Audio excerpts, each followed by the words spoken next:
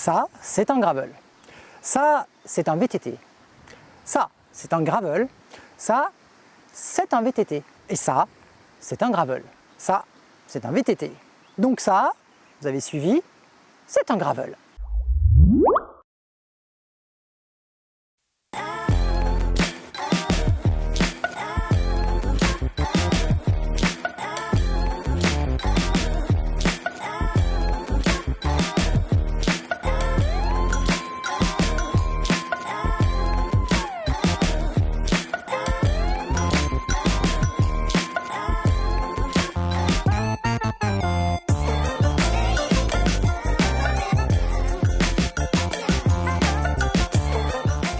Ça, c'est un gravel.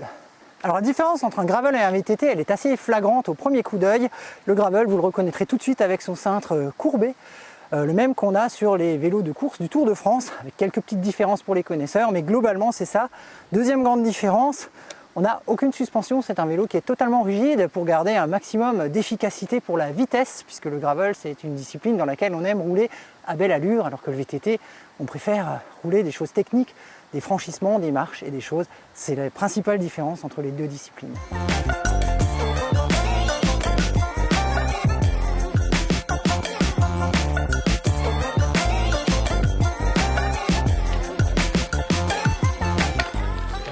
Magnifique. Massif central, ça régale. Alors le Cantal, c'est réellement une terre de gravel. C'est vrai qu'il y a des pistes partout, des pistes qui sont bien entretenues puisqu'elles sont utilisées par les agriculteurs, donc elles sont régulièrement refaites et repassées, je ne sais pas trop avec quelle machine, mais nous en tout cas on se régale. Après les orages, parfois la nature nous fait quelques petites surprises en déterrant des cailloux un peu plus gros, mais c'est ça aussi qui fait le charme du gravel. En tout cas le Cantal se permet vraiment une pratique parfaite du gravel avec aussi bien des chemins que des petites routes absolument adorables dans des paysages toujours magnifiques.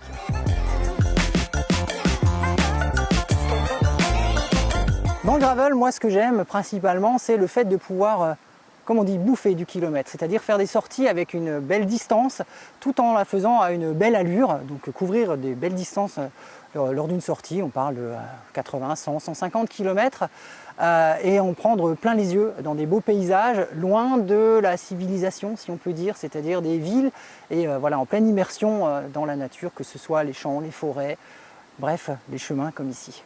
Alors ce sont des vélos polyvalents effectivement qui peuvent aussi bien aller sur de la route et rouler à vitesse agréable et ne pas être limité au bitume et donc aller chercher des chemins, aller chercher des pistes un peu plus chaotiques, mais bien sûr ça ne permet pas la même chose qu'un VTT, c'est bien la frontière. Le VTT va permettre d'aller dans des sentiers, des choses avec beaucoup plus d'engagement technique.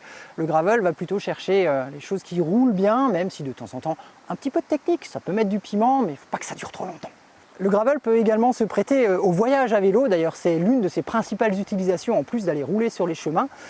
Et souvent les vélos de gravel sont équipés de nombreux œillets, un petit peu comme ici, là j'en ai sur la fourche, sur le cadre, pour y accrocher diverses sacoches et accessoires qui permettent d'emporter sa tente, son sac de couchage, sa popote et tout ce que vous avez envie d'emporter sur votre voyage. Donc oui, ça s'y prête absolument parfaitement bien.